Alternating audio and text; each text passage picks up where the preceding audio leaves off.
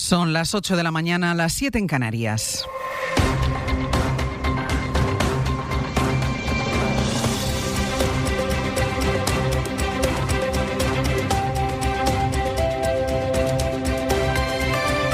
En la cadena SER,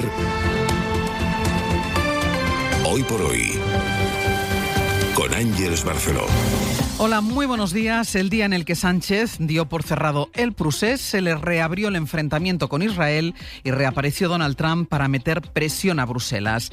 El gobierno intenta dar por resuelta toda polémica en torno a la ley de amnistía y se enfoca en una agenda internacional que gana gran fuerza con cumbres decisivas y que también, así lo ve Moncloa, le facilita el entendimiento con los socios. Pero también aquí se topó ayer con un escollo y el hecho último es que España ha convocado al número 2 de la Embajada de Israel en Madrid, al 2 porque ya no hay el 1, y lo hace después de tachar su comunicado de inaceptable. Dijo primero Sánchez que defendería en el Consejo Europeo romper ya el acuerdo de asociación con Israel.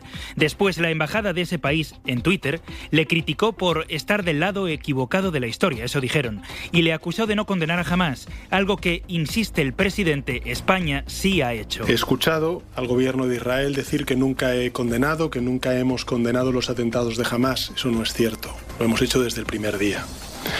He escuchado decirles también que nunca hemos exigido la liberación de los rehenes israelíes en manos de Hamás. Eso no es cierto.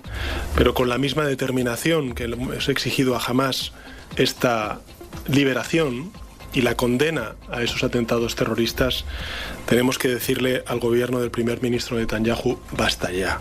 Basta ya. Sergio Soto, buenos días. ¿Qué tal, Ángeles? Buenos días. Reabierto este nuevo frente diplomático, los jefes de gobierno de los 27, ayer reunidos en una cumbre especialmente importante después de la OTAN, se fueron a cenar. Fue ahí, durante la cena, cuando llegó la última propuesta de Donald Trump, porque en 2 semanas finaliza la tregua pactada con Europa para imponer aranceles. Y para entonces habrá que tener algo listo. La propuesta de Estados Unidos llega además justo 2 días después de que Donald Trump lanzara sus amenazas contra España. Corresponsal comunitario Enrique García Pozo, buenos días. ¿Qué tal? Buenos días. Pero el hecho es que no hay ninguna posibilidad de negociación bilateral con Trump. Eso es un principio de la Unión, que en lo que se centra es en cómo forjar ese acuerdo. Y ahí hay distintas velocidades entre quienes quieren cerrarlo lo antes posible y quienes no están convencidos de que esa sea la mejor estrategia. Sí, en Bruselas confían en que las amenazas de Donald Trump no afecten a unas negociaciones que entran en su recta final y repiten que si Estados Unidos impone aranceles a España, la Unión Europea respondería en bloque.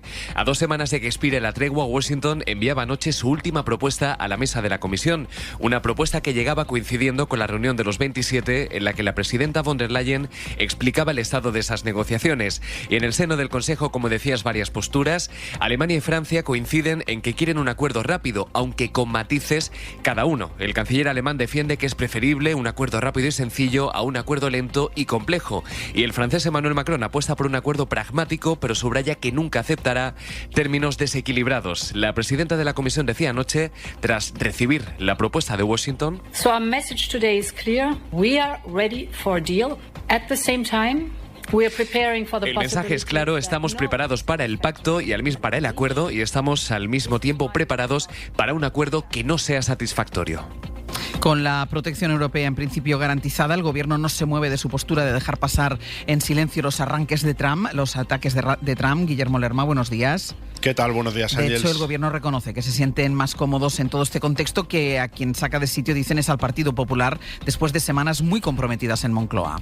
Sí, niegan haber buscado el choque con estos países en la Moncloa, pero sí reconocen que la confrontación con Estados Unidos o Israel permite a Sánchez recuperar un relato, el del combate contra la ola ultra irreaccionaria que recorre el mundo. Un perfil que el Ejecutivo está dispuesto a exprimir de aquí al Comité Federal del PSOE de la semana que viene, donde de nuevo tendrá que afrontar su realidad interna y las consecuencias del caso Koldo Ábalos Cerdán. Por eso el presidente del gobierno optó ayer por no propiciar una escalada dialéctica con Trump, habló de tender puentes, pero al mismo tiempo quiso remarcar sus diferencias con las políticas desplegadas por el inquilino de la Casa Blanca. Ser europeísta y ser atlantista no implica un seguidismo ciego que otros en nuestro país proponen. Ser europeísta y atlantista también significa mandar tropas a los países del este, como hace España, pero también no recortar pensiones en nuestro país.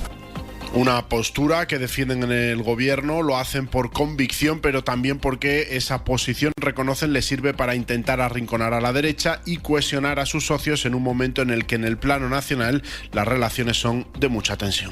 Europa también se sentaba a decidir ayer qué hacer con el acuerdo de asociación con Israel, cuestionado por los socios por la abundante información acerca de que el gobierno de Netanyahu no respeta los derechos humanos. Era otro de los frentes principales de la cumbre, la relación con Israel, Enrique, sobre la que una vez más Europa acuerda que no acuerda nada. Ha decidido esperar un poco más para tomar una decisión. Sí, Bruselas vuelve a darse tiempo y emplaza a mediados de julio la posibilidad de activar medidas concretas. Sí se ha introducido una mención al artículo 2, ese que compromete a Israel a respetar los derechos humanos. Lo ha hecho en el texto de conclusiones que aprobaban anoche tras el Consejo, pero sin ninguna medida concreta o represalia. Los 27 se limitan a pedir que el Consejo de Exteriores, es decir, que los ministros de Exteriores, analicen en las próximas semanas el informe y decidan algo en la reunión que mantendrán en Bruselas a mediados de julio. Solo España, Bélgica, Irlanda y Eslovenia han pedido medidas concretas contra Israel, con la petición del presidente Sánchez para suspender el acuerdo de asociación de forma inminente. Creo que es más que evidente que Israel está violando ese artículo 2. Europa tiene que suspender el acuerdo de asociación con Israel y tiene que hacerlo inmediatamente. Ante este informe, la Unión no tiene que quedarse de brazos cruzados, decía anoche el presidente del Consejo, Antonio Costa. Las conclusiones son muy claras. Israel viola los derechos humanos, tomamos nota del informe y pedimos a la alta representante que tome medidas y que las presente en el próximo Consejo de Asuntos Exteriores a mediados de julio, decía el portugués. Enrique Guille, gracias. Hasta luego. A vosotros. Detrás de todo esto, de la negociación comercial con Estados Unidos, de la situación en Oriente Próximo y también de la guerra de Ucrania, está en todos los casos la política de defensa europea. Ayer los 27 decidieron pedir un calendario para ver cómo invierten en un rearme hasta el año 2030. Se junta el empuje de la OTAN con la decisión de impulsar una industria europea y ganar independencia. Es un aspecto que ahora mismo recorre todo y por eso ayer le preguntaron al líder de la oposición en España qué haría él si llegara al gobierno. La pregunta era esa, si en caso de llegar al gobierno él aplicaría el gasto del 5% del PIB que propone Trump y que figura en el documento de la OTAN. Bien, yo le voy a dar mi posición, aún no teniendo, como usted se puede imaginar, dado que no tenemos ninguna información. Bueno, la respuesta duró más de 5 minutos, aunque no aclaró muchas dudas porque hoy de hecho hay titulares contrapuestos. Por un lado, Feijóo dice que comprar fragatas, las pone de ejemplo, es una inversión, además de un gasto. De ahí puede deducirse que sí. También que él pediría flexibilidad a la OTAN. De esto también, pero nunca llega a decir que sí, ni tampoco de dónde habría que sacar esa inversión. Echaré bien las cuentas en mi país, mantendré los servicios públicos y si tengo que pedir mayor flexibilidad a los socios de la OTAN, lo haré. Es un acuerdo que hemos de interpretar en el tiempo, que se ha de ajustar en el tiempo y que se ha de concretar en el tiempo y tenemos una década para ello. Esta mañana hemos visto que Feijóo sí firmó, antes de esta respuesta, un documento del PP europeo en el que se asume el 5% explícitamente y que dice que apoya el plan de la OTAN basado en ese porcentaje. Quien también acogió con más claridad el objetivo del 5% fue el primer ministro británico Keir Starmer y eso le ha provocado enfrentamientos dentro de su propio partido porque Starmer ha admitido que una inversión así requiere recortes, entre ellos en sanidad. Corresponsal en Londres, Lucas Font. Son más de 120, casi un tercio del total, los diputados laboristas que han mostrado su rechazo a los recortes de las prestaciones sociales anunciados por el gobierno de Starmer. Unos recortes que se votarán en el Parlamento el próximo martes y que limitan el acceso a ayudas por enfermedades físicas o mentales, especialmente entre los más jóvenes, con el objetivo de ahorrar cerca de 6.000 millones de euros anuales a las arcas públicas. Los británicos merecen protección y dignidad cuando no pueden trabajar y apoyo para encontrar trabajo cuando pueden hacerlo. En este momento, el sistema fallido creado por los conservadores no logra ninguno de estos dos objetivos, ha dicho Starmer. El primer ministro se ha abierto a suavizar el paquete de medidas para tratar de convencer a los suyos en los próximos días y evitar así una derrota que pondría en entredicho su liderazgo y que abriría una profunda crisis en el partido. Traiciones, amor e intriga. Una serie llena de emoción que te va a... Para emocionante, el seguro de coche de Línea Directa. Y es que, según la consultora Intellience, es uno de los mejor valorados en España. Como lo oyes. Cámbiate y te mejoramos el precio de tu seguro, directamente. Llama al 917-700-700 o ven directo a lineadirecta.com. Cuidadanía. dícese del conjunto de personas que pertenecen a una red de cuidados mutuos. El sistema público de autonomía y atención a la dependencia es una conquista de nuestra ciudadanía y un pilar necesario del estado de bienestar, que nos permite cuidar y ser cuidados cuando más lo necesitamos. Financiado por la Unión Europea Next Generation, Plan de Recuperación, Gobierno de España. Carla, ¿cuál es tu secreto? Té frío Don Simón, sabor limón, sin azúcar, sin burbujas, Don Simón. Té frío Don Simón, melocotón. Té frío Don Simón. Ahora 1,5 litros a €1. Buenos días. En el sorteo de media de la 11 de ayer, la fecha ganadora ha sido 25 de abril de 1974. Y si tu fecha no ha resultado premiada, tienes otra oportunidad con el número de la suerte, que es el 6. Recuerda que hoy, como cada viernes, tienes un bote millonario en el sorteo del Eurojackpot de la 11. 11. Ahora y siempre, bien jugado. En la cadena SER, Hoy por Hoy, con Ángeles Barceló.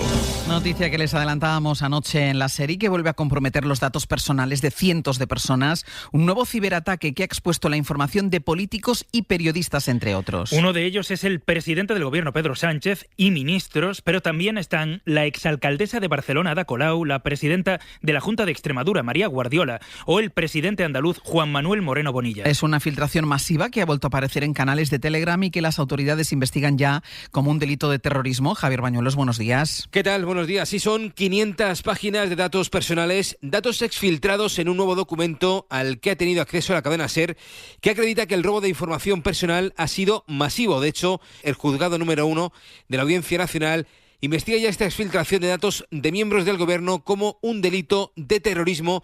Datos confidenciales de 9 ministros a los que se suma ahora el presidente del gobierno, Pedro Sánchez. En su caso, los hackers han difundido su DNI, su fecha de nacimiento y también la dirección de su domicilio particular. También se ha expuesto detalles personales de los presidentes de Andalucía, Juanma Moreno Bonilla, y de Extremadura, María Guardiola. La investigación se centra en detectar ahora dónde ha estado la brecha de seguridad. No se descarta que los hackers hayan rastreado datos que figuran en fuentes abiertas y los hayan indexado con otros datos más personales que han podido robar para luego venderlos en la dark web, y de ahí que hayan acabado en los canales de Telegram. Y el otro gran asunto que sigue coleando es la decisión del Tribunal Constitucional que avala la amnistía por 6 votos a 4, mayoría dividida como ha ocurrido en otras ocasiones y otros asuntos, pero que resulta especialmente inflamable en este caso porque el Gobierno quiere ver en esto una forma de pasar página, de restaurar la convivencia y la paz social en Cataluña, un reinicio. Y el PP, en cambio, no comparte ni la ley, que ya era sabido,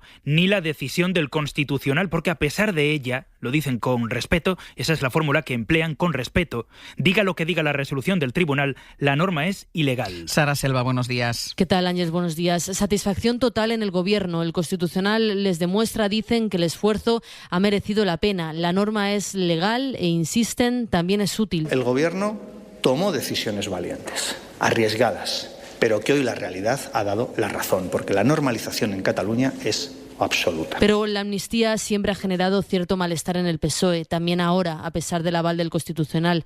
Paje cree que es inmoral y Felipe González lo ve razón suficiente para no votar al PSOE en las próximas generales. Es lo que dijo en Onda Cero. Esta autoamnistía es una vergüenza, pero una vergüenza para cualquier demócrata. Feijóo coincide palabra por palabra con el expresidente. ¿Esta autoamnistía qué es? Pues es una vergüenza. Es una vergüenza para cualquier demócrata, diga lo que diga un tribunal constitucional dividido. Los dos creen además que la ley es corrupción política. En Cataluña la Generalitat acoge la decisión como un éxito y el presidente Salvador Illa pide ahora a los tribunales que la hagan efectiva, pero el independentismo no creo que esto se pueda considerar una estación final. Radio Barcelona, Susana Ruiz, buen día.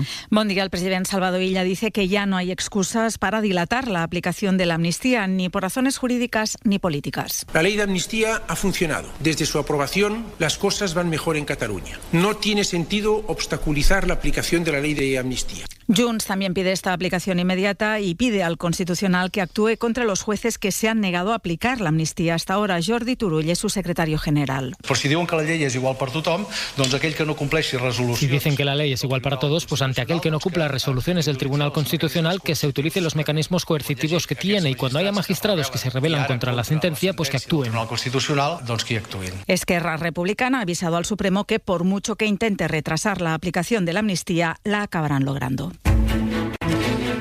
Hay todavía, y eso es lo que reclama el independentismo, algunas cuestiones pendientes porque ese aval constitucional no aborda la malversación, que es una cuestión central para Puigdemont, entre otros. Por eso es importante analizar el horizonte judicial que tienen por delante. Miguel Ángel Campos, buenos días. Hola, buenos días, Ángels. Nada cambia para los líderes del procés, incluido el expresidente Carles Puigdemont, porque el Supremo ha sentenciado que la malversación no es amnistiable y el Constitucional no se ha pronunciado al respecto porque el PP no incluyó en su recurso la posibilidad de debatir sobre este delito. Por tanto, los líderes del procés, y específicamente Puigdemont, aún deberán esperar a la resolución de los otros recursos que sí aborden esta cuestión, ya después del verano, y al previsible recurso de amparo particular del expresidente huido, para cuya presentación dispone ahora de 20 días. Pero con todo, resulta prácticamente imposible establecer un plazo, un calendario para el regreso a España del expresidente, porque aunque el Constitucional, posiblemente a finales de otoño o invierno, considere amnistiada la malversación para Puigdemont, al Tribunal Supremo